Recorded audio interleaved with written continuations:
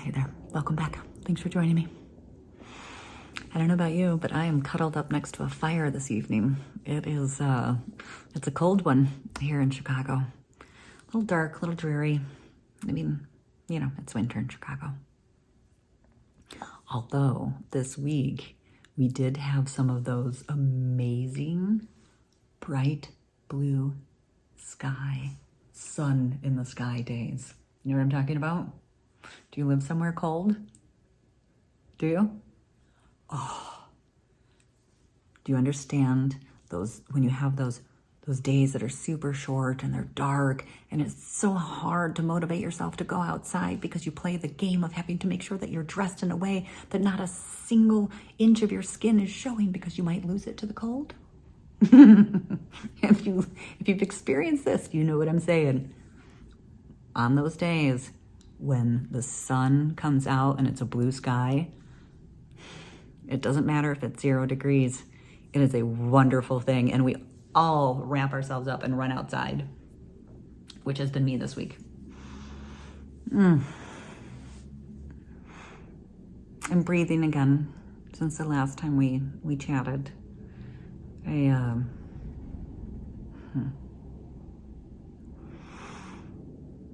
I've been very overwhelmed by my cancer. I've been very overwhelmed and sitting in a place of fear for a really long time. That's been taking my breath away. I think that I was trying to figure out why, the last time we chatted, I was in a space where the teenage me was in charge. And I can laugh and say, she's raging but the teenage me is a survivalist and a dick. But she is the one that comes out very, very rarely. Do I need her to ever come out anymore? But when I'm feeling very, very hopeless. And that hasn't happened to me in a really long time. Don't get me wrong. Managing stage 4 cancer is just nuts, right? I always say it's like being on an airplane where like turbulence hits, shakes the fuck out of the airplane, and you're going down, right? And so you say your prayers or you make peace with whatever the fuck you have to do, but you're ready and okay, here it's gonna happen, and then the plane levels off. But it's still going down, it's still crashing, it's still like you are absolutely still gonna die, but it levels off. And then the turbulence hits again and it starts going just a little bit less, but it levels off. So then it comes up and then it levels off. But you're still the entire time going down. And you are going to die, most likely, a very painful, terrible death. So there is always that. There is always that. And I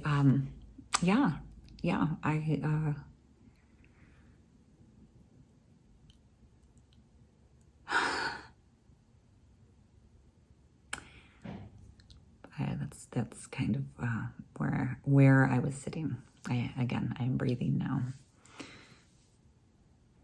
But I recognize that I've been struggling for lots of reasons, and I need to learn or help myself to breathe again by looking at what's right in front of me, right? Last week I was filling out some forms, just taking care of life, filling out some forms, and I couldn't fill it out. I couldn't fill out a simple form. I couldn't remember details. At one point I had to ask my wife what year she was born. And she laughed. She said, "Really, babe?" And I was like, I know I am that person in life in general that has to have her date, like our dates, written down to make sure I don't miss our anniversary, birthdays, things. Sure, I am that person. but it wasn't that. It was, I just genuinely couldn't recall. And I, I said, Kristen, babe, you know how many times a week I Google what year it is? You know?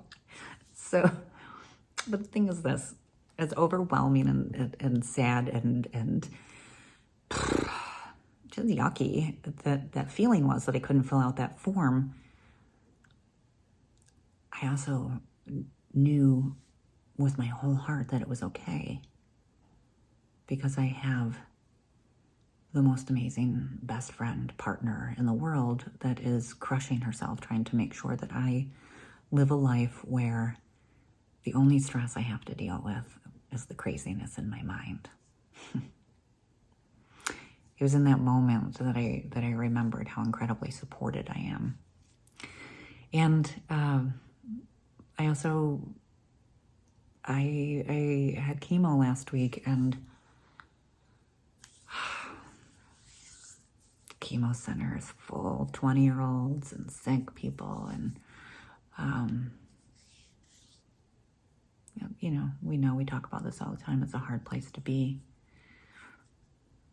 But I'm able to go in and do whatever it is that I need to be supported. I put my earphones on and I walk and dance and whatever the case is. But my nurses, my team, they all know me, and they provide this environment, and no matter how I'm feeling physically or mentally, I know I'm so incredibly supported when I'm in the chemo center.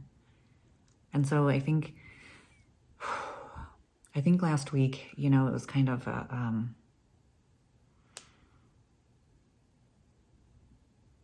you know, my teenager came and told me, you know, to pick my crybaby ass up and remember we're still here and it's time to keep moving on.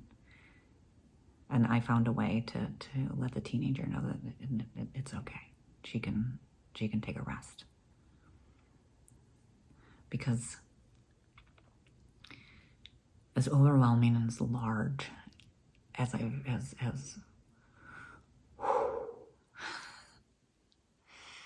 the feelings are when I think about the fact that I have stage 4 cancer and I am dying.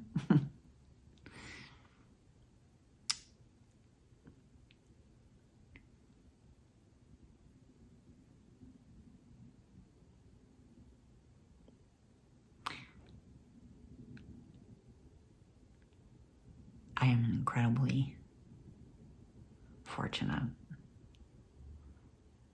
to choose how to spend my time as that happens. And I don't want to spend my time feeling hopeless and scared and angry. I want to spend my time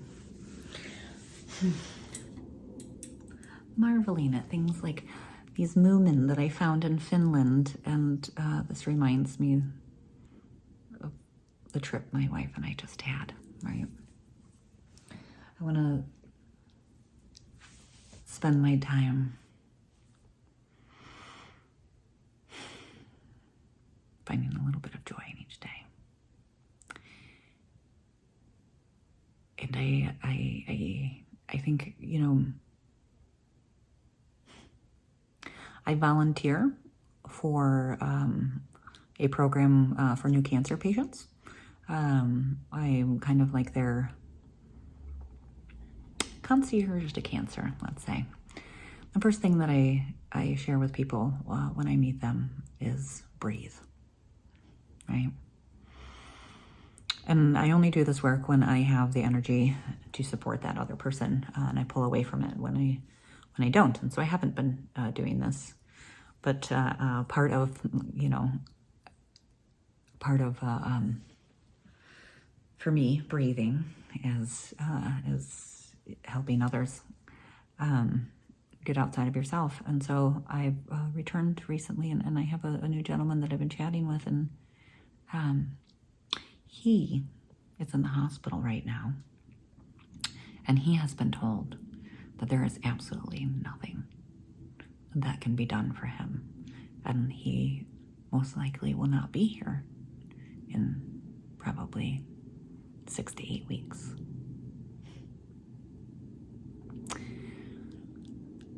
So that, yes, it's some internship, but to me, I always feel very honored to be able to be a place that people can process and chat through things. And right, he's just chatting through receiving that information. That is when there's not a next step. That is when I will spend my time being afraid. I am not there.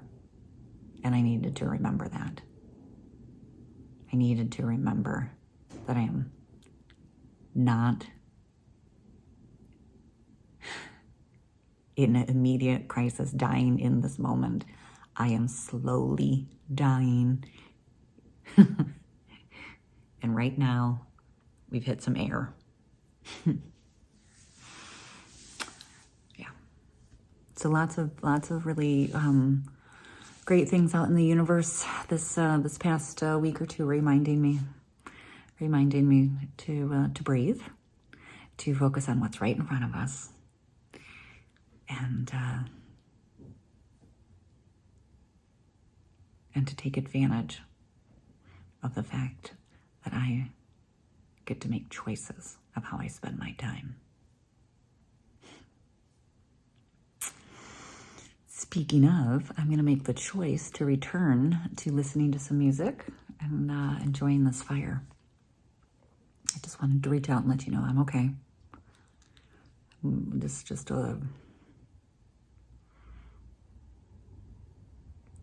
Just allowing myself a little space right now. Well,